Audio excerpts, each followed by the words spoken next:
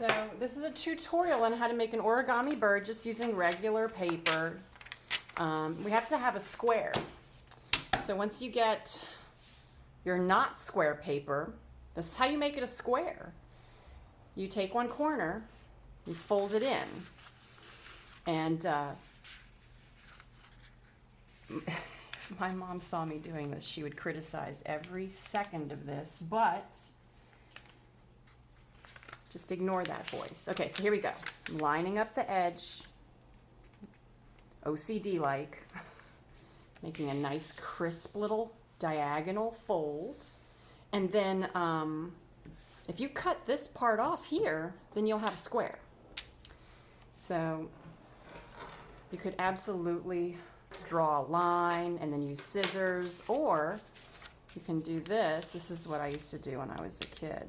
I'd fold it back, and then I would just use my fingernails like this and do this a couple of times.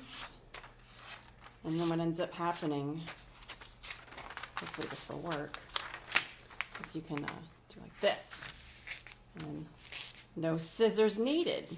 So you can literally just grab any piece of paper, anywhere you're at, and make it a square. So once you have your square, make it a triangle. This might be called a right triangle if memory serves. And then I'm going to do it again.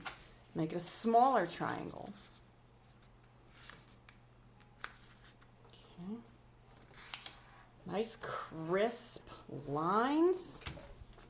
And then if you have the fold that you just made pointing down, you'll have like these two little pockets. So that's what we need to open up. So I'm going to lay the fold facing me. And then I'm going to keep this edge together. And then I'm going to flatten out this fold. Maybe I'll turn it this way. This will be better. So here's the fold I just made. I'm going to turn it to my left. And if I flatten this out, then now I have a square again. Okay, so let me go back a little bit. Here's the triangle. And I opened it up, and then I flattened it corner to corner. I have to do the same thing to this side. So I'm going to flip it. There's that little pocket, right? Here's the square that's underneath. You can do like this, little toot toot toot. It almost looks like a boat. Right? So now I'm going to flatten this out. All right, chop. And now we're back to squares, corner to corner.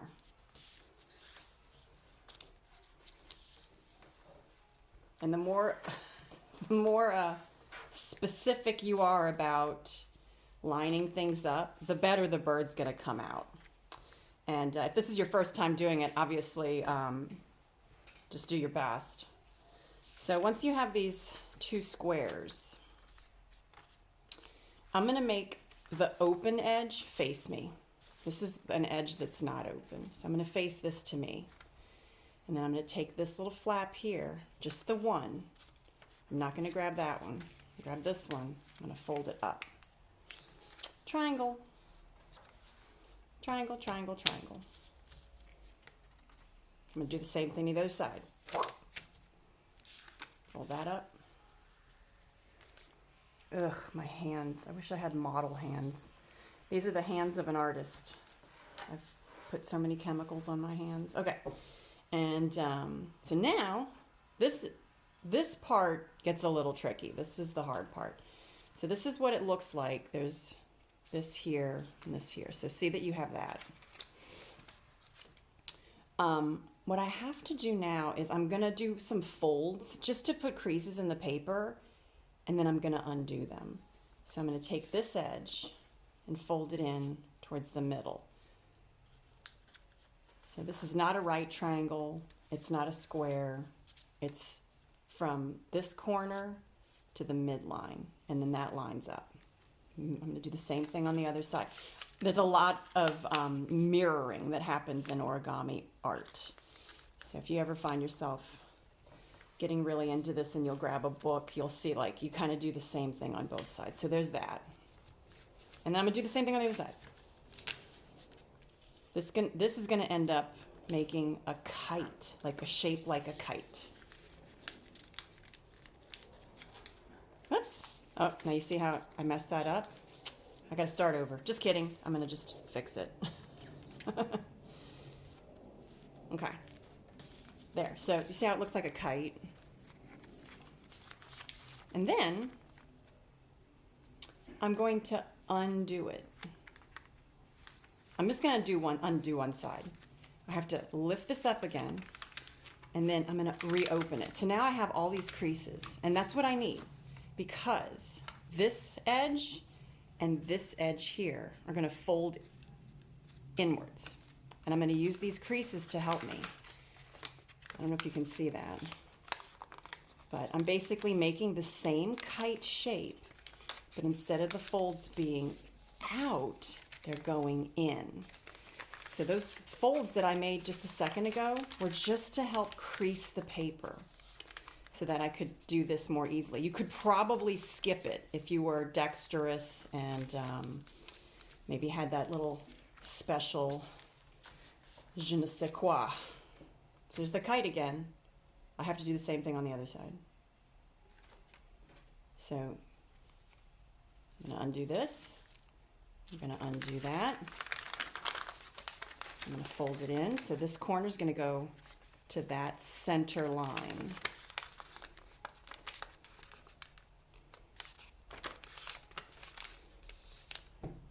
How about that? And then this one goes here.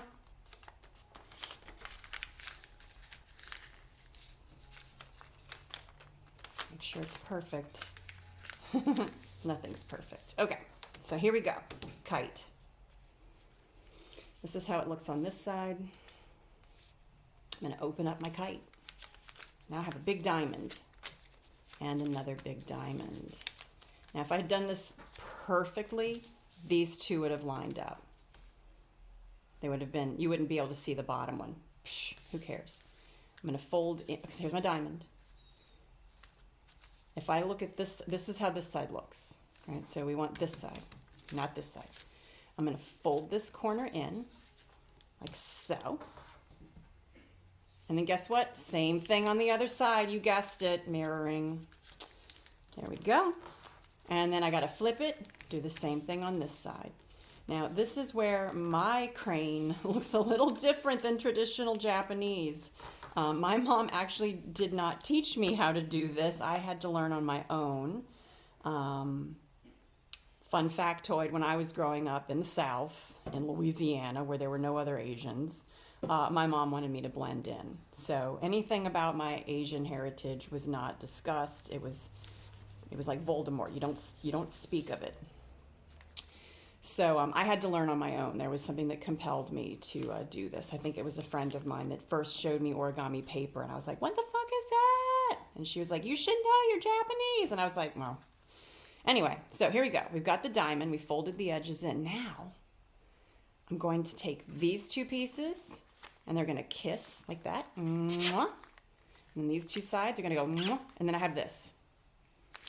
That's weird looking. See these two things? That's going to be the head and the tail. These are going to be the wings. Oh wait, no, maybe these are going to be the wings. Yeah, that's right. This is going to be the head. You fold it up. Watch this. Flip it. Fold it up. Now, when I reverse it this way, this is the crane. So these are the wings right here. And then I don't pull it out. If you pull it out, you might rip the wing. So what I do is I roll it like this. I don't know how to explain that. You roll it, and then I put my little finger down here, and I push up very gently, and that pushes the body open. How about that? Okay, and then you can kind of shape the wings to curve a little bit. Now here's a head and a tail. Traditional origami would have a really skinny neck, but I do mine a little differently because I'm a little different. If you take the top part and you fold it down, you can make a really big beak like that, which if my mom saw this, she would definitely criticize that. My poor mom. Okay, she's a perfectionist. So I'm going to make a little beak here like that. Look how cute that is. And that's how you make a crane. And this is my style. There's other cranes. The classical one has a skinnier neck and tail. There's also one where if you hold onto the front, you can pull on the tail and the wings will flap. That's not this kind. I might try to make a tutorial for that one because that one's fun. It's just been so many years, but that's how you make my version of an origami crane. Some Americans call this a swan. It's not really a swan, it's a crane, totally different animal. But whatever, it's a bird. Birds used to be dinosaurs. And this is a way to have a little bit of Asia in your home. Stop the hate, y'all.